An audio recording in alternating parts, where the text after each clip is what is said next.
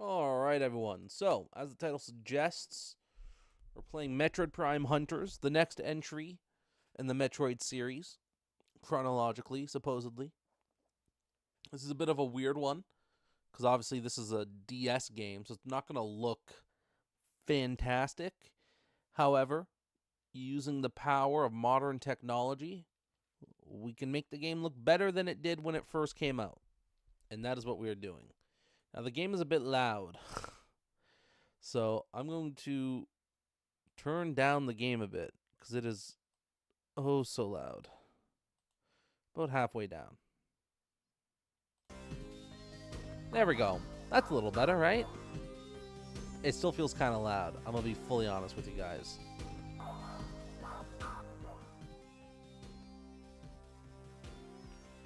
All right. We're going to create a new game. We're just going to get started. The secret to ultimate power lies in the Alembic Cluster, mission file 79109. This repeating neural thread, originating from an uncharted region of the Tetra Galaxy, known as the Alembic Cluster, was recently intercepted and translated by Federation empaths. Rogue Contract. Mission number 1. Discover the meaning behind this mysterious telepathic message. Number 2. If the ultimate power can be secured, ensure Federation control. And number 3. If the power cannot be secured, ensure that it remains secret or destroy it. Potential complications. This operation must remain covert. The Tetra Galaxy is outside of Federation-controlled space, and the Alembic Cluster is a wild and uncharted region. While we have kept our communications classified, we know other entities have intercepted the thread. The lure of ultimate power will be irresistible to many. Disposition of rival interests is presumed hostile. Uploading known coordinates. Alright. So this is what the cutscenes of the game will look like. They're actually not horrible. Well, obviously they're not amazing, but... So this is our ship.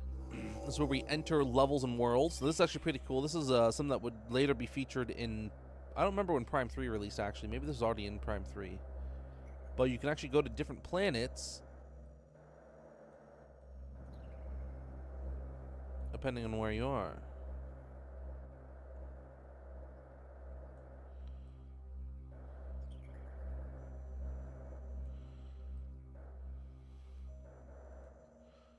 Which is really cool.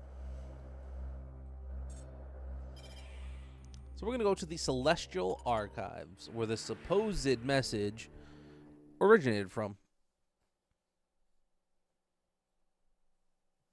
Alright. Why does the game look like this?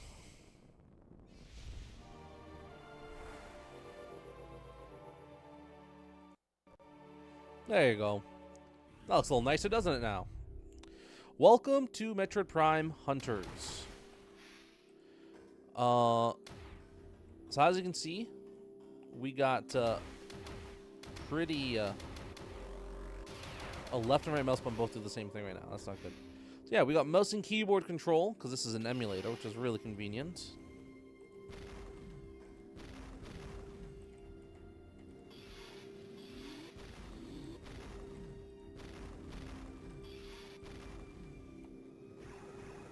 We got a boost ball.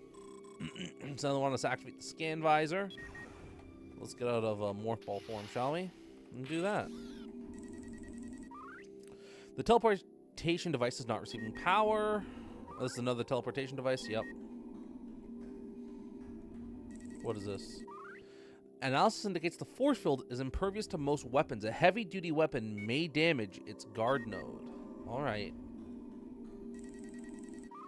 Alembic Prophecy number 1. This is actually kind of important.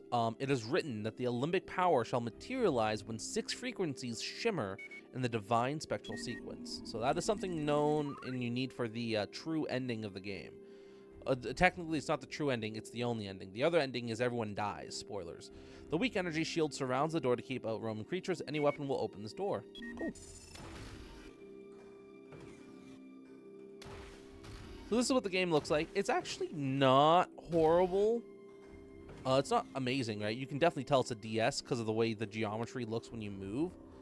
Now, obviously, this is also playing on an emulator, which means, I mean, we saw what the game looked like earlier, and it was not like this. So, the secret to ultimate power lies in the Olympic cluster, author and origin unknown. Okay, so this is where the signal was supposedly coming from. And we got this, which is the secret to ultimate power. The message was broadcast telepathically. Okay. So it seems like a radio bay then. Got our first example of a locked door, but let's check out what this is. Works in tandem with the Synergy drive to make subtle changes in the station's orbit and rotation. Okay. Is this the drive? Synergy drive, yeah.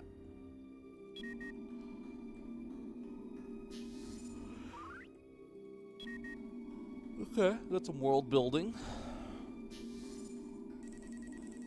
A sealed door. The door is remotely locked. Something nearby may unlock it. Let's try this then. There we go. Just like in Prime 1, simply scan the signal and you're good.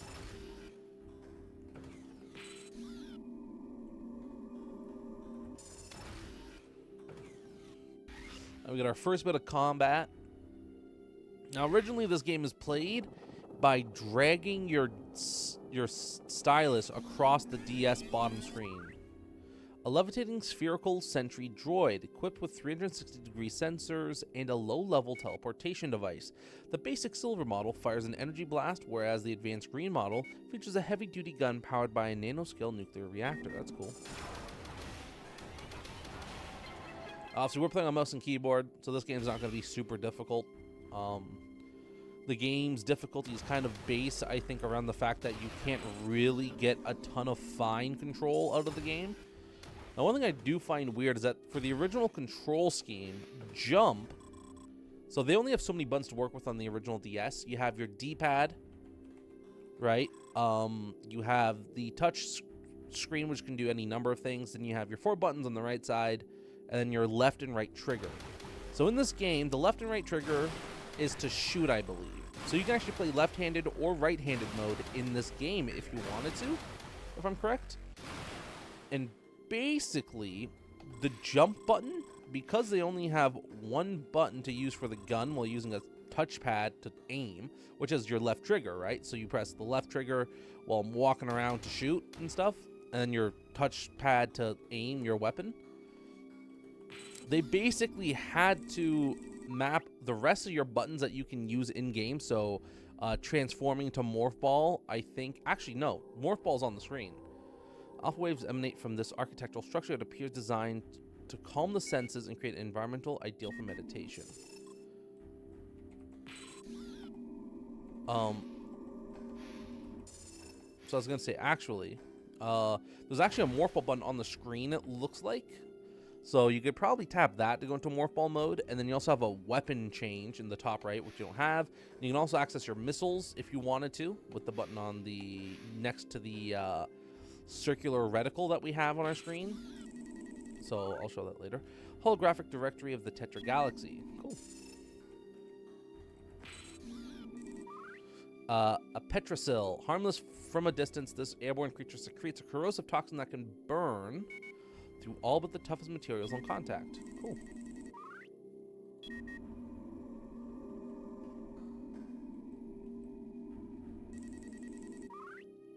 Schematic of the Olympic interstellar shipping routes. Well, now we can kill these guys. That gives us a rocket power-up. You get up to 10 missiles.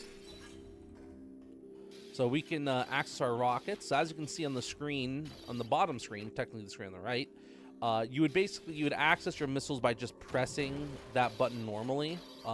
Mouse and keyboard with the DS emulator, you use scroll wheel, so a little bit more convenient.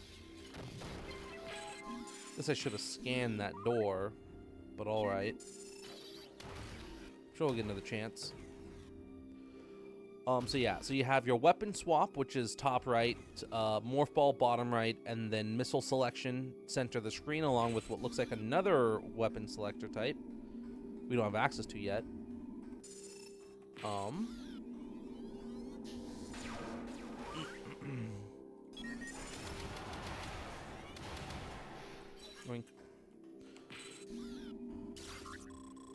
Gunship transmission. Oop, warning. Confirmed arrival of unidentified vessel at Celestial Archives. Extreme caution is advised. Okay, so our gunship just told us about a dude. There's now a guy here, so we gotta be careful. Okay, so this door just locked. Olympic scientific data being severely damaged. Okay. Artifacts are encoded with program data unique to the Stronghold portal. 3 artifacts are necessary to activate the portal. Is this one of them? Artifact shield. The proper key.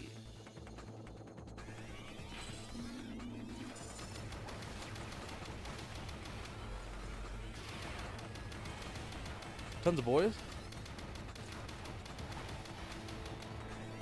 Nice and easy. Oh, okay. Ooh, you hit me once. Good job, buddy.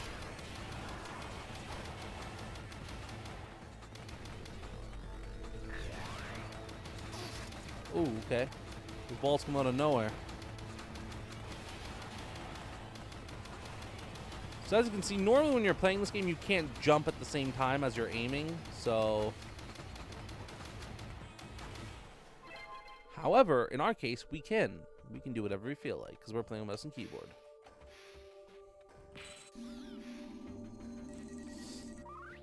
Shield key. Cool.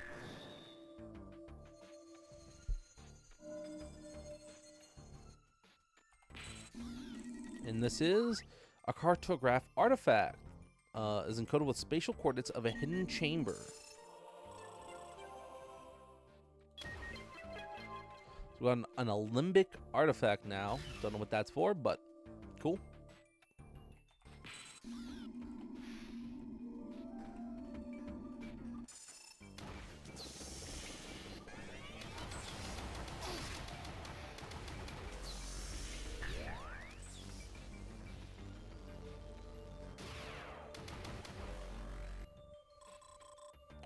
Enter morph ball mode. Bombs by pressing the fire button, boost by sliding the sides quickly across the touchscreen, or by pressing the boost button.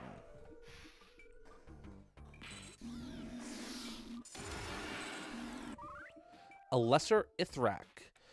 This nocturnal creature clings to the ceilings and is exceptionally fierce when disturbed. Oh, sorry.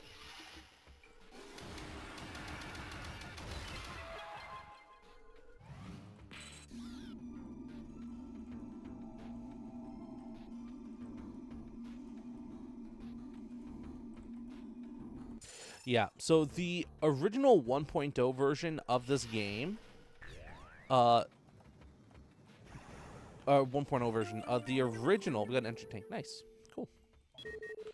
What I meant to say was the original 1.0 version of this mod, at least for me, has this weird issue where if you swipe right and shoot, your character's aim snaps back to the left or center. Thankfully, I found a fix for it by just looking online and finding a more updated version of the mod. This version of the Prime Hunter Hack mod has access for controllers as well. And as I did mention, I will be playing the entirety of like the Metroid series, except for like excessive spin-offs. Like the only one that I know of is Pinball. Prime Federation Force I will be playing because that game looks like it could be fun. High-speed fan school's Synergy Reactor. These are signs of severe deterioration. Cool. All right. So yeah, so I will be, I guess that's just trying to tell us that this station is old. But I will be playing Galactic Federation Force with one of my buddies, so I'd play with more people if I knew I could get a group of them together, but that is unlikely because it is Galactic Federation Force. Heavy duty weapon may damage it. Green blast shield.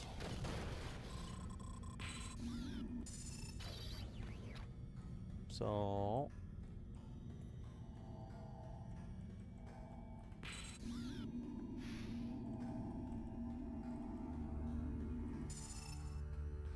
if we trace this all the way around, we can see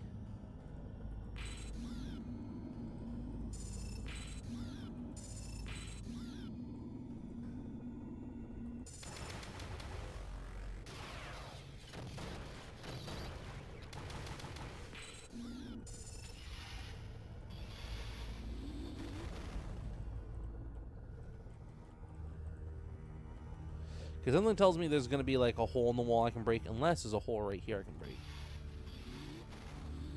No, okay.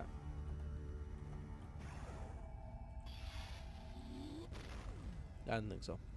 No missile upgrade for us yet. Oh, what the hell is this?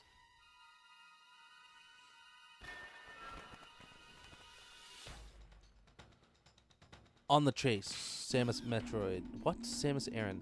Oh, by the way, I finished Metroid Dread last night for the first time on normal.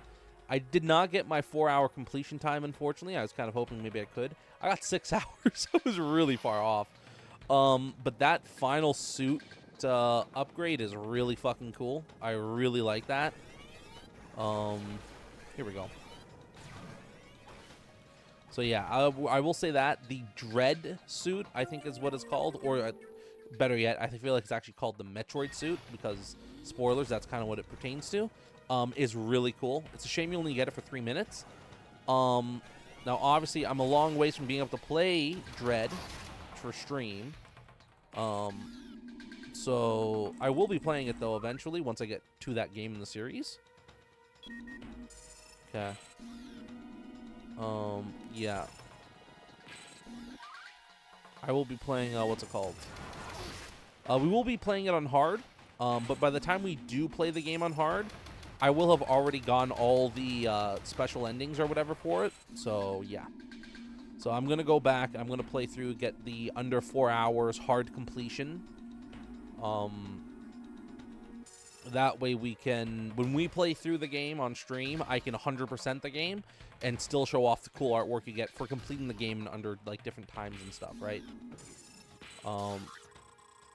Transmission pilot of dock ship identified as bounty hunter Candent. Your warp signature was traced. Assume hostile intent. So yeah. Basically, we will be playing Dread at some point. When we do play it, I'll have already beaten the game twice. However, I will not have 100%ed it. So, yeah, that'll be something we get to do together. First time around, I think I got 55% of the items. Maybe a bit more, but I found some neat little, like, small shortcuts. Like, one thing I was really confused about was Gravity Suit. There's 2 ways you get Gravity Suit in that game, and I mean without doing any, like, major tricks or anything. One of them is you do, like, a really cool speed booster trail to unlock, you get, I think, like, a free missile upgrade or something. And the other one is you play normally. So if you're playing normally, you go through, like, this big, wide open water area. It looks like I never went down that path, so, because I didn't do that. And so you ending up, like, in a big open area, and you get to go up and grab a space jump eventually, or gravity suit, sorry. The way I did it was I did the speed booster trick. So I did the trick to get the item with the speed booster, and then I found that led into the area where you get gravity suit, and I was so confused. I was like, is that how you're supposed to get gravity suit? And I just realized that, yeah, no, it's just, there's 2 ways. There's 2 paths to gravity suit, I guess. This is a sting larva. Bioengineered with genetic material from the galaxy's most dangerous predatory insects. Candent could transform into the sting larva. This fast-moving segmented insect has a detachable regenerating tail that homes in on its target before exploding.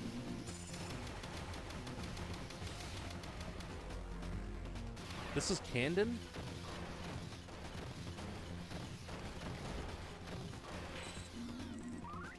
Candent, a disruptive electromagnetic field appears to surround the hunter Candent. To that found in lightning storms, Candent carries the Volt Driver, which is capable of a charge blast that can disrupt the combat visor.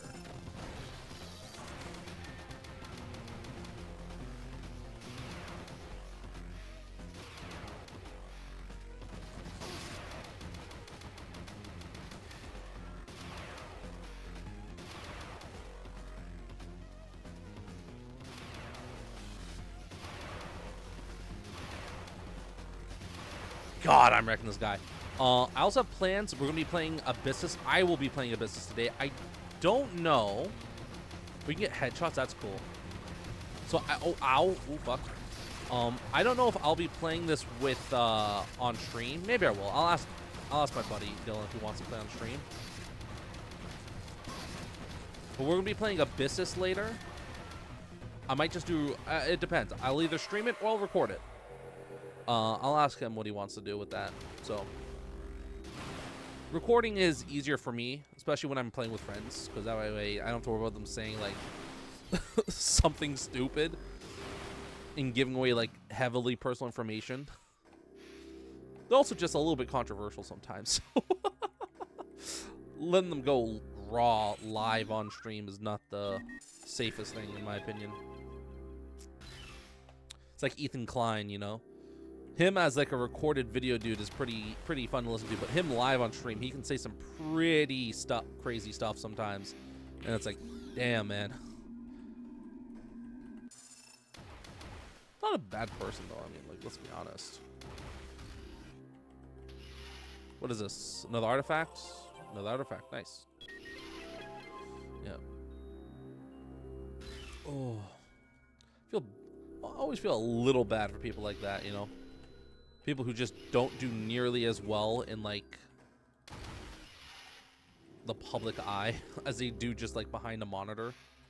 That's like, damn, man, why do you put yourself in these positions?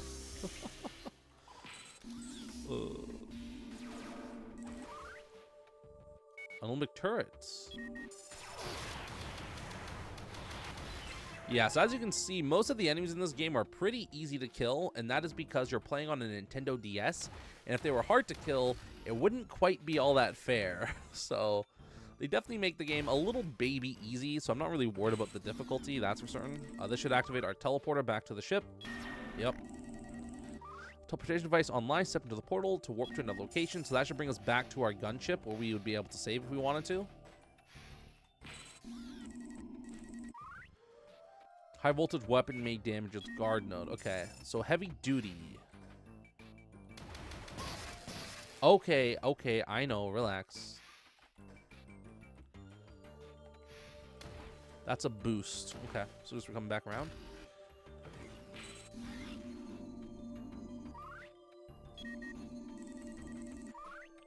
Binary subscripture artifact contains the precise frequency of the Stronghold's portal spectral transponder, allowing anything within the teleportation matrix to warp from one point to another. All right. That allows me to teleport around then, I guess. Okay, so I can shoot that. I can shoot that. All right.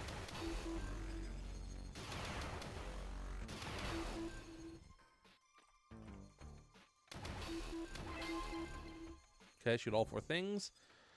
You get a little shield key. Brings that down. We get the matrix.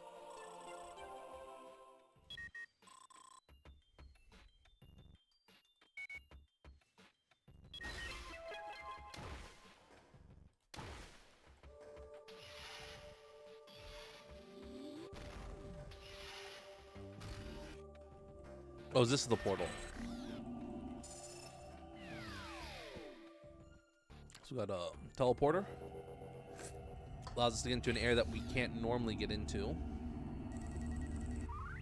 This hidden room, accessible only by extraordinary means, houses our most sacred relics. It is guarded by our most formidable cybernetic security systems. Only by activating a portal controlled by a trio of artifacts can one gain access to the secret location. Well, we got it pretty easily, buddy. Sorry to say. Just a standard beam door. Okay, yeah, because you can only get in there if you portal in, I guess. So they don't really bother shielding it at all.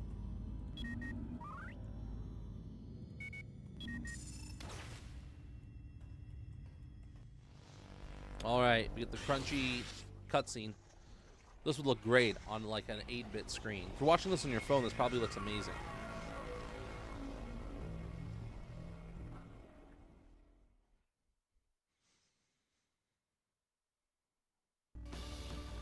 Oh my god, this is a boss? What the fuck? Okay. Oh, it's Biodrome? Really? Our Burn Drone? This is basically the Burn Drone boss, it looks like. Utilizing the most sophisticated Alembic cybernetics, this massive cylindrical defense mechanism features precision chemical lasers. The Critifit is a key component of Alembic military defense technology designed to safeguard the Alembic's most sacred objects. Okay.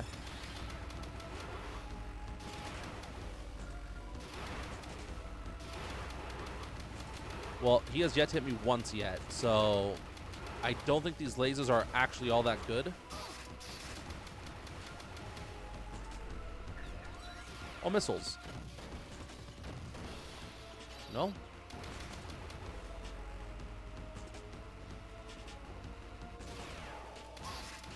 Well, that one. There we go. So far.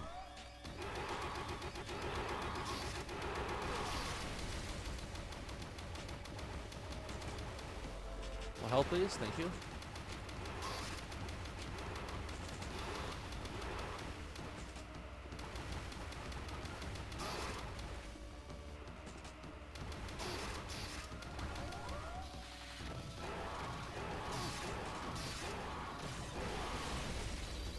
Okay, another good beam weapon down.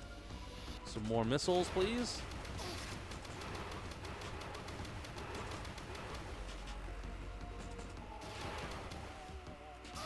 Ow, okay. It's all around the other side. Where the fuck is this thing?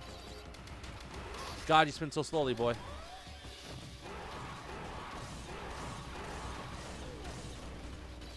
They don't want me to kill him right away. Okay, I see how it is. Then we gotta jump over this thing. That's how it works. So when it goes down, you jump over, like so. This is gonna be hell to play on a regular DS, man. Holy shit. Oh, I can go under. This one I have to jump over.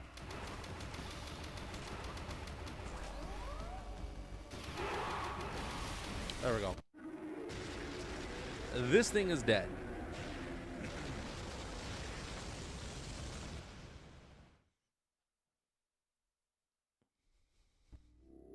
One thing I did not expect in Dread was voice acting, like at all. I was surprised when I heard like the voice acting from Adam, and then you got the Toho tribe or whatever. I forget what they're called, the Chozo, and then finally you had Samus's voice acting, which I was shocked. And you also have the ending, which was pretty lit. Let's walk into it. What is this first? An octolith. Carbon analysis indicates octoliths are limbic in origin. All right. Her suit can adapt to most things. But yeah. No. I really enjoyed the ending sequence for Dread, especially. The boss fight was fine. It was all right. I did it. You know, took me a couple tries. I think I died 55 times throughout the entire playthrough, which was kind of a lot, but... Gunship transmission. Octoliths may be the key to ultimate power alluded to in the telepathic messages. Yeah, it took me a while before I actually started to get a hang of the combat in Dread. But once I did, oh, man, it was good. I think I died what? So, like, I don't know what they're called, but it's almost like the space pirate boss enemies you fight. Security protocol initiated, evacuate immediately. All right, great. Another thing that's blowing up and going to kill us all.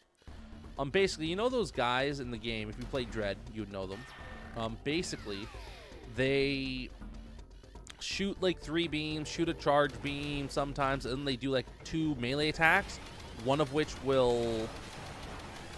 one will, you can parry, the other one you can't, and you have to like jump over them or whatever, I guess, or like back away from them.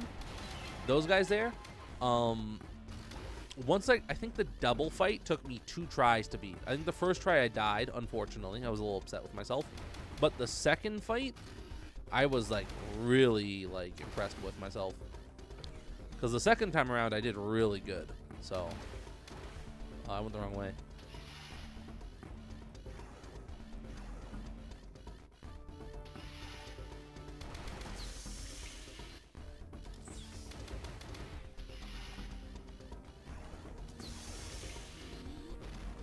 You.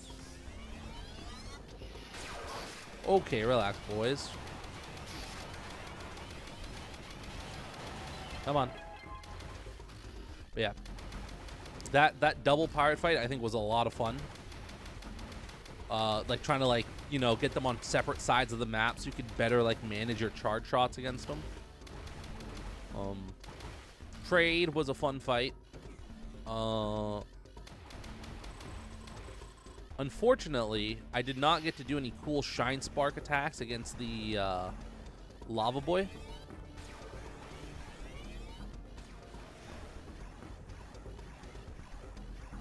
Oh, I went the wrong way. Whoops.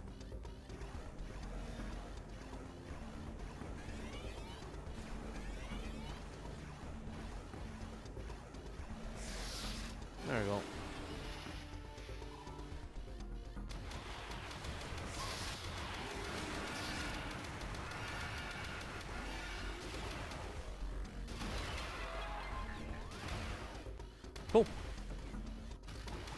So yeah, I'm excited to play Dread through on hard. I'm gonna get the. I found a nice guide. It looks like for the under 4 hours thing. So, I did pretty well against the boss. So I don't think health will be an issue, thankfully. Because obviously that's the main like question, right? Is like on hard mode, how much more damage are the enemies going to be dealing to me?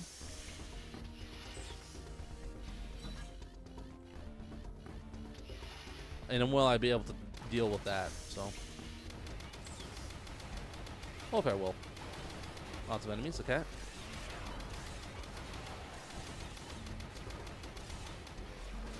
That's a green one. Cool. Can I scan him, or is he the same as the rest? He's the same as the rest. Okay. Don't worry about you then. Just die.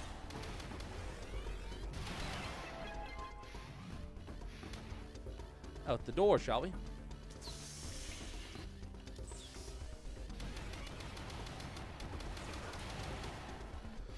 Yoink. Get full missiles back for the next green dude I have to blast. Oh, I wonder, could I have used that teleporter? Or is the teleporter deactivated at this point? Because remember we activated a teleporter earlier? I wonder if that's something I could have used. No spring ball though.